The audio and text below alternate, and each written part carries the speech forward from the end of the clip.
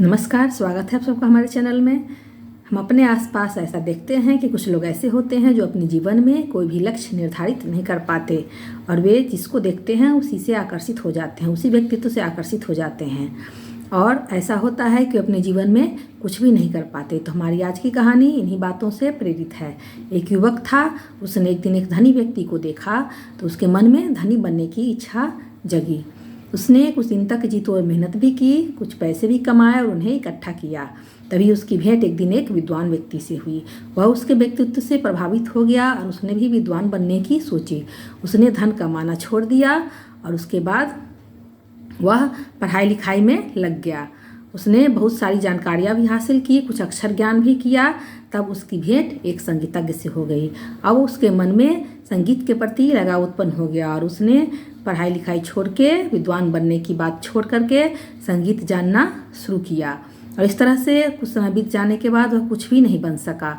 न तो वह धनी बन सका, न तो वह विद्वान बन सका, न ही संगीतज्ञ बन सका और वह बहुत ही उधेड़ बुन में पड़ा रहा। एक दिन उसकी भेंट एक महात्मा से हुई। उसने सारी बातें महात्मा को बताई। तब महात्मा जी ने कहा कि ऐसा इसलिए हुआ कि तुम्हारे जीवन का कोई भी लक्ष्य निर्धारित नहीं है। कभी तुम कुछ बनना चाहते हो, कभी तुम कुछ बनना चाहते हो और इस कारण से कुछ भी तुम नहीं बन पा रहे हो।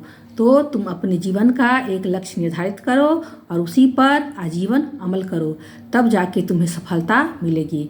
वह उस युवक के बात समझ में यह बात आ गई कि ऐसा ही करना चाहिए और उसने अपने जीवन का एक लक्ष्य निर्धारित किया और आजीवन उसी पर काम किया, उसी पर अमल किया और एक दिन वह सफल इंसान बन गया। तो इस कहानी में हमने देखा कि जब तक उस युवक का कोई लक्ष्य निर्धारित नहीं था तब तक वह कुछ भी नहीं कर सका और जब उसके जीवन का लक्ष्य का निर्धारण हो गया तो वह एक सफल व्यक्ति बन गया।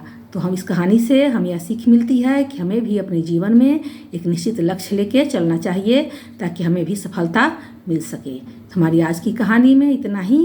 अगर कहानी अच्छी लगे तो लाइक करिए, शेयर करिए और इसी तरह की कहानियाँ सुनने के लिए हमारे चैनल को सब्सक्राइब करिए। कहानी सुनने के लिए धन्यवाद। जय माता दी।